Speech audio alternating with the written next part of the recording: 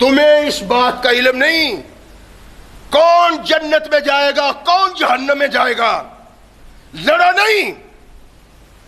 جنت تو میری رحمت ہے، تیری معرفت میں انسانوں پہ فضل کروں گا، احسان کروں گا، انعام کروں گا، وہ دوں گا جس کا تصور بھی کبھی انسان نے نہیں کیا ہوگا. اور جہنم تیری معرفت میں اپنے باغیوں کو سزا دوں گا، تیری معرفت ان کو جلاؤں گا. لیکن ارشاد فرمایا تم دونوں کو بھرنا میری ذمہ داری ہے. یہ جہنم میں کون چل رہا ہے؟ جہنم میں جلنے والے کا ذکر کرتی ہے.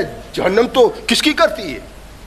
گناہگاروں کی، شرابیوں کی، بدکاروں کی، چوروں کی، ڈاکوؤں کی نہیں. جبارون، سرکش اللہ کے، جابر، چاروں طرف سے اللہ کے پیغام ملتا ہے. اللہ اکبر، اللہ اکبر، حی علی الصلاۃ، حی علی الفلاح. یہ بغاوت کرتا ہے، سنتا ہے، لیکن اس کے کانوں پہ جوں نہیں رینگتی. کہا جبارون، ان اللہ کے سرکشوں کو میں اپنی آگ میں جلاؤں گی، عبرت بنا دوں گی کائنات کے لیے.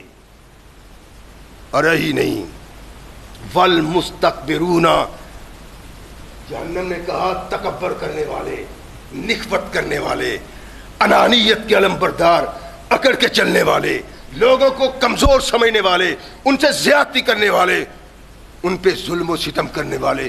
اللہ نے فرمایا جہنم کہتی ہے میں ان کو جلاؤں گی. یہ جہنم اور جنت کا مکالمہ کیوں ہے؟ یہ تو بولتے ہی نہیں ہے، ان کی تو زبان ہی نہیں، ان کو تو احساس ہی نہیں ہے. کیوں ہے؟ اللہ نے کروایا ہے اس امت کو بچانے کے لیے کہ دیکھو تمہیں زندگی کیسے بسر کرنی ہے. یہ کائنات کے آقا محمد رسول اللہ صلی اللہ علیہ وسلم کی امت کے لیے سب کچھ ہے. اور جو قرآن میں آیا ہے نا، محض اس لیے آیا ہے کہ اس امت کو بتلایا جائے زندگی کیسے بسر کرنی ہے. اور یہاں چند دنوں کی، مہینوں کی، سالوں کی بات ہے. مر جانا ہے، جانا ہی جانا ہے. اور پھر جو یہاں کیا ہے اس کا حساب دینا ہے، جنت میں یا جہنم میں. پھر سزا موت آنی نہیں ہے. یہاں زندگی ہمیشہ رہنی نہیں، موت آنی ہے. وہاں زندگی ہمیشہ رہنی ہے، موت کبھی نہیں آنی، یا جنت میں یا جہنم میں. ارشاد فرمایا میرے محبوب اپنی امت کو بتلاؤ. میرا ایک بندہ تھا، ہم نے بھی اس کا نام سنا ہے، جو قرآن بیان کرتے ہیں نا، ہم نے بھی اس کا نام سنا. قارون بڑا بدماش تھا، ظالم تھا، جابر تھا. قرآن نے نفرت کا اظہار کیا ہے.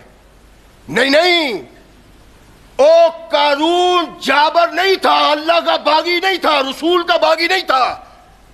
قارون اللہ کا ولی تھا، اللہ کا دوست تھا، اللہ کا محبوب تھا. کیسا؟ جس کو تاریخ بیان کرتی ہے، بنی اسرائیل کی روایات ہیں، صحابہ کے احکامات ہیں. اور روایت تاریخ میں ہے کہ تورات کا سب سے بڑا عالم موسیٰ علیہ السلام تھے، پھر ہارون علیہ السلام. تیسرا اگر کوئی تورات کا فاضل تھا، عالم تھا، جاننے والا تھا، تو یہ وہ قارون تھا، جس کو ہم یہ سمجھتے ہیں بڑا بدماش تھا، بڑا ڈاکو تھا، چور تھا، لٹیرا تھا، بڑا اللہ کا دشمن تھا. نہیں، اللہ کا ولی تھا. اور تورات اس طرح پڑھتا تھا. موسیٰ علیہ السلام کے چچے کا بیٹا تھا. اللہ کے نبی موسیٰ سے بہت محبت کرتے تھے. سوال کیا تھا؟ یہ اتنی حسین آواز قارون کو اللہ نے دی تھی.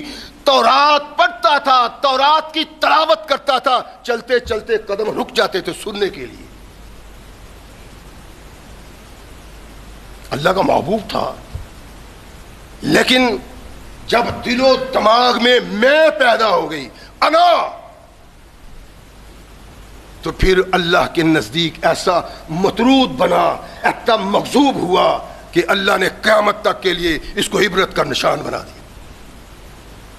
دریا پار کیا موسیٰ علیہ السلام، بنی اسرائیل نے دریا پار ہوئے تو موسیٰ علیہ السلام نے ارشاد فرمایا کہ جو تم قربانیاں پیش کرتے ہو وہ قربانیاں ہارون کو پیش کرو، ہارون نگران ہے قربانیوں کا. جو ہم قربانی کرتے ہیں نا، قربانی کو لٹایا، بسم اللہ واللہ اکبر کہا، تکبیر پھیر دی، اللہ نے قربانی قبول کر لی کہ نہیں قربانی یہ اللہ کی بات ہے. وہاں قربانی کیا تھی؟ وہ قربانی والا جانور لا کے ہارون علیہ السلام کو دے دیتے ہیں. ہارون اس مقام پہ رکھتے ہیں جو مقام قربانی کے لیے مختص کیا ہوا ہے. جب قربانی وہاں بنی اسرائیل کی اکٹھی ہوتی، آسمان سے آگ آتی، اس قربانی کو کھا جاتی، جلا دیتی، اس کو پتہ چلتا کہ تم سب کی قربانی قبول کر لی گئی ہے. آیا موسیٰ، عجیب بات ہے، رسالت تیرے پاس، قربانی کا نگران تیرا بھائی، اور میں تورات کا بڑا فاضل، قاری تورات کا. وہ قاری اتنا زبردست تھا، علم اس کو اتنا زبردست تھا کہ بنی اسرائیل کے لوگ اس کو قارون نہیں کہتے تھے، منور کہتے تھے. اور بعض روایات میں ہے کہ صرف بنی اسرائیل کے لوگ نہیں کہتے تھے، بلکہ تورات جو موسیٰ علیہ السلام پہ آئی اس میں اس کا نام منور تھا. اتنا اللہ کے قریب تھا، اتنا اللہ کا محبوب تھا کہ تورات میں اس کا ذکر کیا کہ بہت محبوب ہے. موسیٰ یہ سب تم دونوں کے لیے، تو میں، یہ تھی وہ میں جس نے منور سے اس کو قارون بنا دیا اور اللہ کے محبوب سے محبوب بنا دیا، محبوب سے ان کو محبوب بنا دیا. میں، ہمارا ہر آدمی میں کا شکار ہے، کسی کے متعلق نہیں کہا جا سکتا یہ بہت اچھا ہے جی، یہ بڑا عاجزی کرنے والا ہے. عاجز آدمی نہیں، کوئی بھی نہیں. چلتے ہوئے پتہ چلتا ہے کہ یہ بڑی کوئی چیز ہے. اللہ کہتے ہیں جب تو اپنے کندھوں کے اوپر سے تھوکتا ہے نا، پھر میں تجھے اس مقام پہ لے جاتا ہوں کہ تو اپنے قدموں سے چل بھی نہیں سکتا. لِكَيْ لَا يَعْلَمَ بَعْدَ عِلْمٍ شَيْئًا. قارون نے کہا موسیٰ سب کچھ تمہارا، میں اس بات پہ صبر نہیں کر سکتا، میں اس بات پہ صبر نہیں کر سکتا. اس کے منہ سے نکلا، اللہ کا دوست تھا، اللہ کا محبوب تھا، اللہ کا یار تھا، منہ سے نکلا میں، اللہ کی جبین نیاز پہ تیوڑیاں پڑ گئی. اگر تو میں کہاں.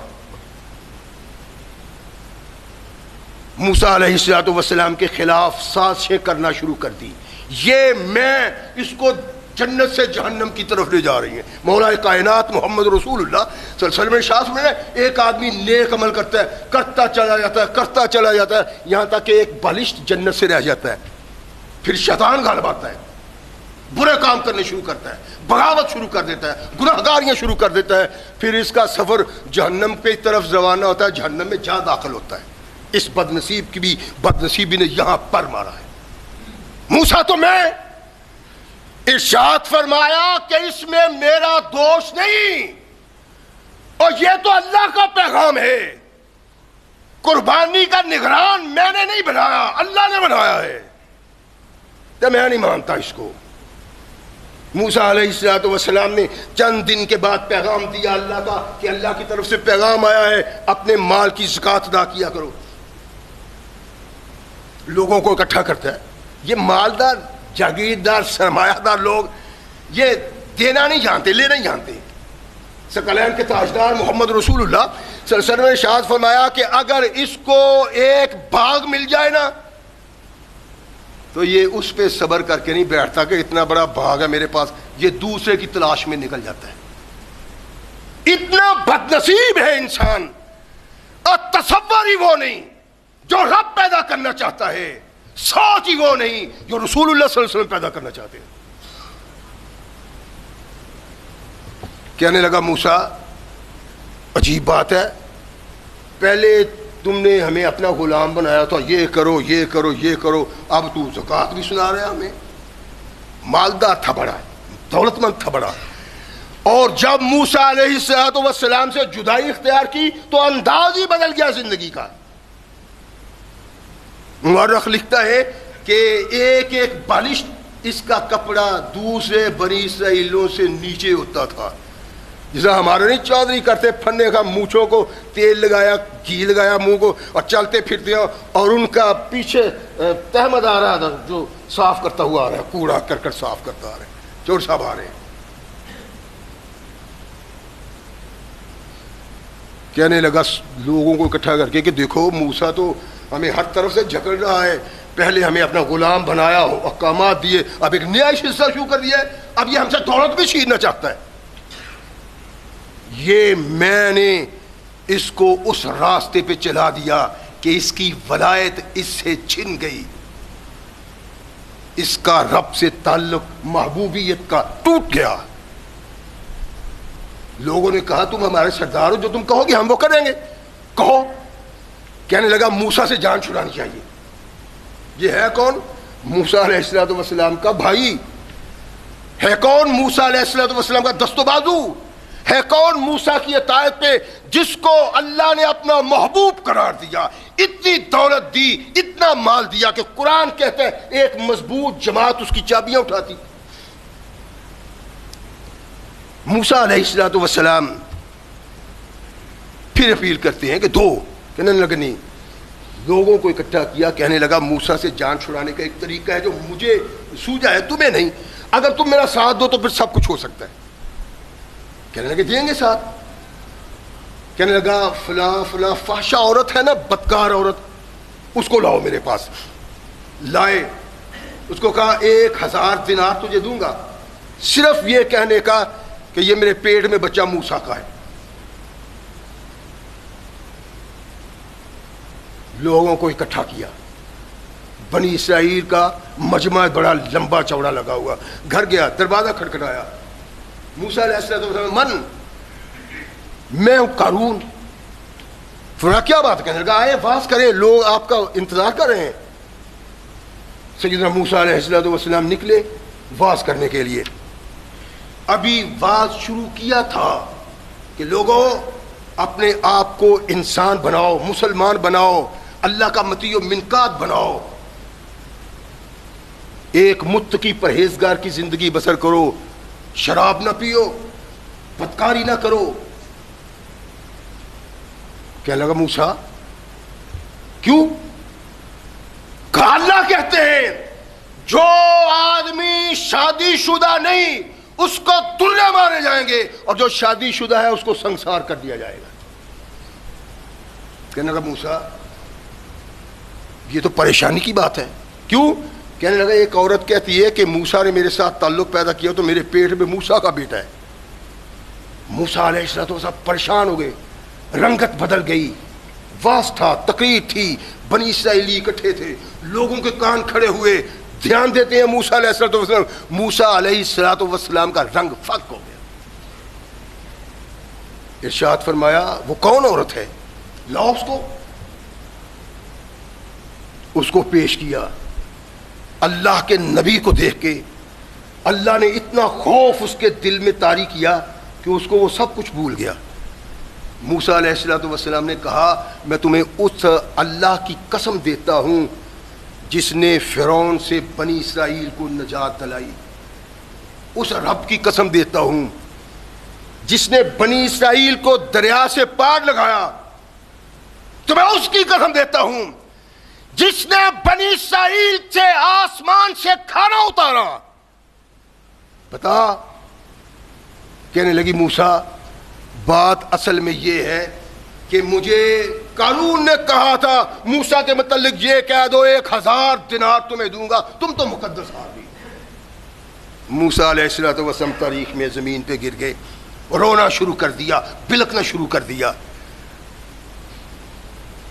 اللہ سے کہا یا اللہ اس نے میری عزت کو برباد کرنا چاہا ہے, اس نے نبوت پہ ڈھاکہ چاہا ہے, اس نے تیرے رسول کو ذلیل کرنا چاہا ہے. تیرا محبوب, تیرا رسول, تیرا نبی عزت والا ہوتا ہے. عزت تب میری ثابت ہوگی اس کو وہ سزا دو قیامت تک کے لیے عبرت بن جائے۔ آسمان سے وحی ہے موسیٰ یہ ساری زمین تیرے اختیار میں ہے، جو چاہو اس کو سزا دو۔ یہ اپنے ذہن میں رکھنا ہے، میں نے ابتدا میں کہا تھا اللہ کو بہت کچھ منظور ہے، بڑی بغاوت منظور ہے، بڑا گناہگار منظور ہے، لیکن اللہ کو متکبر منظور نہیں ہے۔ میں کہوں اللہ نے مجھے بڑا علم دیا ہے اور پھولے نہ سماؤں میرا علم مجھے جہنم میں لے جائے گا، میں کہوں میں بڑا زکوٰۃ دینے والا ہوں، صدقات و خیرات کرنے والا ہوں، صدقات و خیرات پہ اتراؤں، تیرا صدقہ اور خیرات تجھے جہنم میں لے جائے گا۔ اللہ نہیں پسند کرتا اس کو۔ اگر اپنے ولی اپنے محبوب کو قارون کی صورت میں مجرم بنا دیتا ہے تو پھر میری تیری کیا حیثیت ہے؟ وہ تو نبی کا دائیں بایاں تھا۔ موسیٰ علیہ السلام نے زمین کو حکم دیا کہ اس کو پکڑ لے، روایات ہے ٹخنوں تک پکڑ لیا زمین نے۔ موسیٰ یہ کیا؟ فرمایا وہ کیا؟ پھر کہا گھٹنوں تک لے لو، زمین نے گھٹنوں تک نگل لیا۔ پھر کہا ناف تک لے لو، منتیں کرنے لگا، سماجتیں کرنے لگا، رونے لگا، چلانے لگا، موسیٰ معاف کر دو، آخر تیرا بھائی ہوں، تیرا مرید ہوں، میں بھی اللہ والا ہوں، تورات کا عالم ہوں، تورات کو پڑھنے والا ہوں، جانے دو موسیٰ۔ موسیٰ علیہ السلام نے کہا اس کو کندھوں تک لے لو، کندھوں تک لے لیا۔ کہنے لگا موسیٰ اصل بات پتہ کیا ہے؟ تو چاہتا ہے کہ مجھے غرق کر کے، مجھے قتل کر کے میری دولت پہ قبضہ کر لے۔ موسیٰ علیہ السلام نے زمین کو حکم دیا اس کے خزانوں کو اس کے اوپر الٹ دو اور اس سمیت ان سب کو زمین میں غارت کر دو۔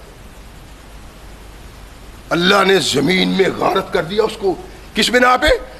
موسیٰ تم رسول، یہ نگران تمہیں، اور میں نے اس قدر تباہ کیا اسے کہ اللہ کی محبوبیت چھن گئی، اللہ کی ولایت چھن گئی، اللہ کے عذاب کا شکار بنا، اس تکبر میں زمین میں گاڑ دیا اس کو۔ اور روایات میں ہے کہ وہ آہستہ آہستہ زمین کی طرف دفن ہوتا چلا جائے گا یہاں تک کہ قیامت آ جائے گی، پھر اس کو اٹھایا جائے گا۔ ایک تکبر کے سبب میں اللہ کو قطعاً قبول نہیں ہے۔ اللہ کہتے ہیں سب کچھ برداشت کر لوں گا، لیکن یہ مجھے برداشت نہیں ہوتا۔ کونین کے آقا ثقلین کے تاجدار محمد رسول اللہ صلی اللہ علیہ وسلم بنی اسرائیل کے ایک چودھری کی بات کرتے ہیں۔ مسلم اور بخاری کی حدیث ہے، کوئی معمولی نہیں ہے بڑی سوچ والی، سمجھ والی۔ میں نے کہا رسول ثقلین علیہ السلام نے ہماری رہنمائی اس طرح کی ہے، کائنات کے رب کی قسم آدم سے لے کر قیامت تک ایسا رہنما پیدا ہی نہیں ہو سکتا، کسی کی رہنمائی ایسی نہیں جو محمد رسول اللہ کی رہنمائی۔ اور اس کا سبب قوم کو بہترین بنانا، قوم کو باوقار بنانا، قوم کو اللہ والا بنانا اور قوم کو جنت کی راہ پہ چلانا۔ ہماری بد نصیبی ہے جو ہمیں نظر آتی ہے۔ اللہ کے نبی علیہ السلام ارشاد فرماتے ہیں کہ بازار میں ایک عورت جا رہی ہے، اس کا بچہ اس کے سینے سے لگا ہوا ہے، تو جانے کہ ایک طرف سے ایک لینڈ لارڈ آدمی تیز و ترار گھوڑے پہ سوار ہے، زبردست قسم کے کپڑے، زبردست قسم کی جوتی، گرانڈیل جوان، گھوڑا بھی مستی میں چلتا ہے، اس کو بھی مستی ہے۔ ایسے انسان کو دیکھ کے وہ عورت کہتی ہے اللہ اس میرے پتر کو بھی ایسا ہی بنا دے۔ میرے آقا محمد رسول اللہ صلی اللہ علیہ وسلم ارشاد فرماتے ہیں چھاتی سے منہ پیچھا کیا اس بچے نے، پستان کو منہ سے نکالا اور اس کی طرف دیکھا، کہتا اللہم لا تجعلنی مثلہ، اللہ اس جیسا مجھے نہ بنانا۔ دودھ پیتا بچہ، اللہ کے نبی نے ارشاد میں کہ 3 بچے ہیں جو دودھ پیتے بولے ہیں، گفتگو کی ہے۔ یہ ایک روایت ہے، اصل میں یہ جو رسول اللہ نے ارشاد میں یہ بنی اسرائیل کے متعلق ہے، وگرنہ 4 بچے ہیں۔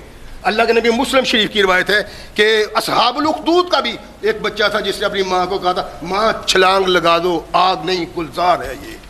4 بچے بولے. یہ اللہ کے نبی نے جو ارشاد کیا یہ بنی اسرائیل کی بات ہے کہ بنی اسرائیل میں 3 بچے تھے جنہوں نے ماں کی چھاتی سے لگ کے دودھ پینے کی حالت میں کلام کیا ہے. ان میں ایک یہ ہے اللہ میرے بیٹے کو اس جیسا کر دے. میرے آقا نے ارشاد فرمایا ماں کی مامتا اس کے لیے بھلائی چاہتی تھی، خیر چاہتی تھی، چدراہٹ چاہتی تھی، نام چاہتی تھی، نمود چاہتی تھی. ماں کی مامتا تھی. اس نے ماں کی چھاتی کو چھوڑا، پستان منہ سے نکالا، اس کی طرف دیکھا اور کہنے لگا اللہم لا تجعلنی مثلہ، اللہ مجھے اس جیسا نہ بنانا. دودھ پیتا بچہ. ابھی زیادہ دیر نہیں ہوئی، آگے چلتے ہیں. لوگ بھی جا رہے ہیں. ایک طرف دیکھا کہ لوگ ایک لونڈی کو مار رہے ہیں، جو ہاتھ میں آتا ہے مارتے ہیں. زنیتے، سراقتے، بدکاری بھی تو نے کی ہے، چوری بھی تو نے کی ہے، معاشرے کی تباہی بربادی کا سبب ہو، بگاڑ پیدا کرتی ہو. معاشرے میں وہ کہتی ہے حسبی اللہ نعم الوکیل، میرے لیے میرا اللہ کافی ہے، اچھا کارساز ہے. پڑتی ہوئی مار پیٹتی ہوئی عورت کو دیکھا، کہنے لگی اللہ میرے بچے کو ایسا نہ کرنا.